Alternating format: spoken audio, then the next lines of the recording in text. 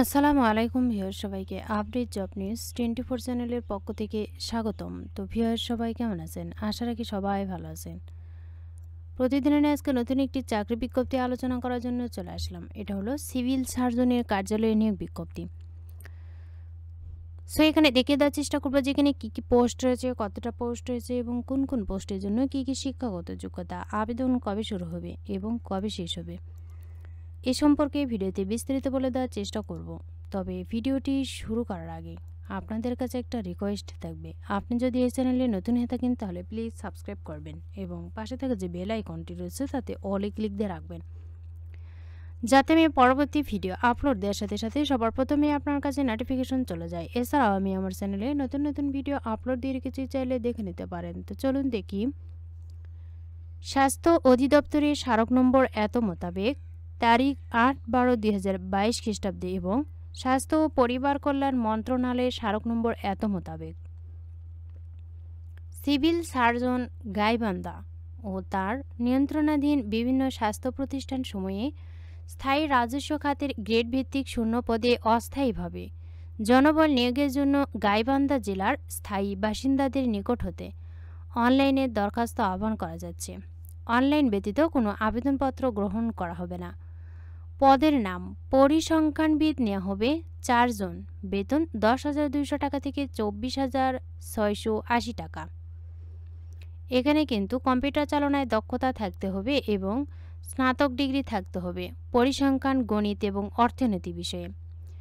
এরপর cold chain technician নেওয়া হবে 1 জন। এখানে কিন্তু উচ্চ মাধ্যমিক পাশ হলেই আবেদন করা যাবে। তবে এয়ার কন্ডিশনারিং ট্রেডে। এরপর স্টোর কিপার নেওয়া হবে 5 জন। এখানে বেতন সর্বোচ্চ 22,490 টাকা।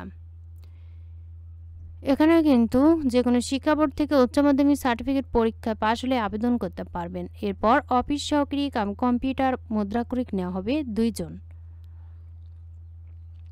এখানে কিন্তু এসএসসি পাশ হলে আবেদন করা যাবে। তবে কম্পিউটার বিষয়ে অবশ্যই দক্ষতা থাকতে হবে, যেমন ওয়ার্ড প্রসেসিং, ডাটা এন্ট্রি এবং টাইপিংয়ে বাংলা ও ইংরেজিতে প্রতি মিনিটে 20 শব্দ করে। এরপর স্বাস্থ্য সহকারী নেওয়া হবে 87 জন।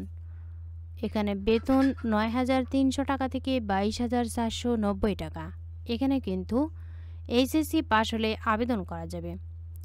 এরপর ড্রাইভার নেওয়া হবে 1 জন। এখানে জেএসসি পাশ হলে আবেদন করা যাবে। তবে বাংলাদেশ সড়ক পরিবহন কর্তৃপক্ষ ইস্যুকৃত হালকা বা ভারী হালকা নাগাদ বৈধ লাইসেন্স সহ যানবাহন চালনায় অভিজ্ঞতা থাকতে হবে 2 বছরের। এরপর ল্যাব অ্যাটেন্ডেন্ট নেওয়া হবে 1 জন। এখানে বেতন 8,500 টাকা থেকে 20,570 টাকা। এখানে কিন্তু মাধ্যমিক স্কুল সার্টিফিকেট পাশ হলে আবেদন করা যাবে। এখন জানাবো যে কিছু শর্তাবলী। প্রার্থীকে অবশ্যই বাংলাদেশের নাগরিক ও গাইবান্ধা জেলার স্থায়ী বাসিন্দা হতে হবে। সিভিল সার্জন গাইবান্ধা বরাবর আবেদন করতে হবে।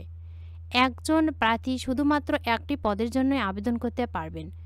একাধিক পদে আবেদন করলে আবেদন বাতিল বলে গণ্য হবে। তো ভিউয়ার্স, এখানে কিন্তু একজন প্রার্থী একটি পদে আবেদন করতে পারবেন, আর যদি একাধিক পদে আবেদন করেন তাহলে কিন্তু আবেদন বাতিল হবে। আগ্রহী প্রার্থীরা এই ওয়েবসাইটে গিয়ে কিন্তু অনলাইনে আবেদন করতে পারবেন। নিয়োগ ও কোটা নির্ধারণের ক্ষেত্রে সরকারের সর্বশেষ আইন, নীতি ও বিধিবিধান প্রতিপালিত হইবে, অর্থাৎ সর্বশেষ যে নীতিমালা প্রণয়ন করা হলো এটাই কিন্তু প্রতিপালিত হইবে, অর্থাৎ 93% মেধা অনুসারে নিয়োগ দেওয়া হবে। আবেদনকারী বয়স 15 সেপ্টেম্বর তারিখে সর্বনিম্ন 18 এবং সর্বোচ্চ 30 বছর হতে হবে। তবে মুক্তিযোদ্ধা এবং প্রতিবন্ধীদের ক্ষেত্রে কিন্তু 32 বছর। উক্ত নিয়োগের জন্য প্রার্থীকে নির্বাচনের ক্ষেত্রে নিয়োগ বিধি মোতাবেক লিখিত ও মৌখিক পরীক্ষার মাধ্যমে নিয়োগ কার্যক্রম সম্পন্ন করতে হবে। এখন জানাবো আবেদন কবে শুরু হবে। আবেদন শুরু হয়েছে কিন্তু 15 সেপ্টেম্বর সকাল 9টা থেকে, চলবে 14 অক্টোবর বিকাল 5টা পর্যন্ত।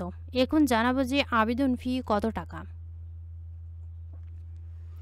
1 থেকে 6 নম্বর পরীক্ষার ফি বাবদ 200 টাকা, টেলিটকের সার্ভিস চার্জ বাবদ 23 টাকা সহ সর্বমোট 223 টাকা এবং ক্রমিক নম্বর 7 এর জন্য পরীক্ষার ফি বাবদ 100 টাকা ও টেলিটকের সার্ভিস চার্জ বাবদ 12 টাকা, সর্বমোট 112 টাকা কিন্তু 72 ঘন্টার মধ্যে জমা দিতে হবে। তো ভিউয়ার্স, এখানে কিন্তু ছেলে এবং মেয়ে উভয় প্রার্থী আবেদন করতে পারবেন। তবে এখানে কিন্তু শুধুমাত্র গাইবান্ধা জেলার প্রার্থীরা আবেদন করতে পারবেন, অন্য কোনো জেলার প্রার্থীরা এখানে আবেদন করতে পারবেন না। তো ভিউয়ার্স, এখানে কিন্তু শূন্যপদের তালিকাও দেওয়া রয়েছে। পরিসংখ্যানবিদে 4 জন, কোল্ড চেইন টেকনিশিয়ানে 1 জন, স্টোর কিপারে 5 জন, অফিস সহকারী কাম কম্পিউটার মুদ্রাকরীকে 2 জন, স্বাস্থ্য সহকারীতে 87, ড্রাইভারে 1 জন, ল্যাবরেটরি অ্যাটেন্ডেন্ট 1 জন, সর্বমোট 101 জনকে নিয়োগ দেওয়া হবে। এখানে কিন্তু স্বাস্থ্য সহকারী পদে ওয়ার্ড ভিত্তিক শূন্যপদের তালিকা দেওয়া রয়েছে। এখানে ইউনিয়নের নাম রসুলপুর, দামোদরপুর, জামালপুর, ভাতগ্রাম, ধাপেরহাট, বনগ্রাম, খোর্দ কোমরপুর, ইদিলপুর। এখানে কতটা পোস্ট ফাঁকা রয়েছে এগুলো কিন্তু দেওয়া রয়েছে। এরপর লক্ষ্মীপুর, বোয়ালি, বাদিয়াখালী এবং গিদাবি, কামারজানি, মোল্লারসর ওয়ার্ড নম্বর এপাশে শূন্য পদের সংখ্যা।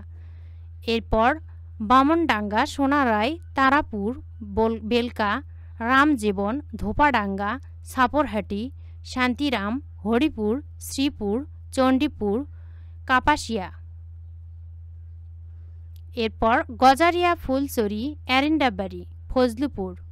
এরপর কাটাবাড়ি, শাকাহার, দরবস্ত, তালুকানুপুর, ফুলবাড়ি, গুমানীগঞ্জ, কামারদহ, কোষাচর, মহিমাগঞ্জ, কামদিয়ার, শিবপুর, রাজাহার। এরপর কিন্তু পবনাপুর, বরিশাল, মহদী, বেতকাপা, মনোহরপুর, হরিনাথপুর, পদমশহর, ভরতখালী, সাঘাটা, হলদিয়া, কচুয়া, ঘুড়িদহ, জুমারবাড়ি, কামালেরপাড়া, বোনারপাড়া। তো ভিউয়ার্স, এখানে আপনারা কিন্তু শূন্যপদ দেখে নেবেন। এখানে একটা বিষয় দেখতে পাচ্ছেন যে ওয়ার্ড নম্বর সাবেক আর শূন্য পদের সংখ্যা 1, 2। এখানে 2টা ওয়ার্ড মিলে, অর্থাৎ আপনার ওয়ার্ড যদি হয় 5 নম্বর, ধরুন 1, 2, 3 মিলে কিন্তু 1 নম্বর ওয়ার্ড, 4, 5, 6 মিলে 2 নম্বর ওয়ার্ড। এইভাবে যারা আবেদন করতে ইচ্ছুক তারা আবেদনটা করে ফেলবেন। ভিডিওটি ভালো লাগলে অবশ্যই লাইক, কমেন্ট এবং শেয়ার করবেন। আরও নতুন নতুন ভিডিও পেতে চ্যানেলটিতে অবশ্যই সাবস্ক্রাইব করে রাখবেন। এতক্ষণ ধৈর্য সহকারে ভিডিওটি দেখার জন্য সবাইকে ধন্যবাদ। সবাই ভালো থাকবেন, সুস্থ থাকবেন। আবারও দেখা হবে নতুন কোনো ভিডিওতে। আজকের মতো পর্যন্তই। আসসালামু আলাইকুম।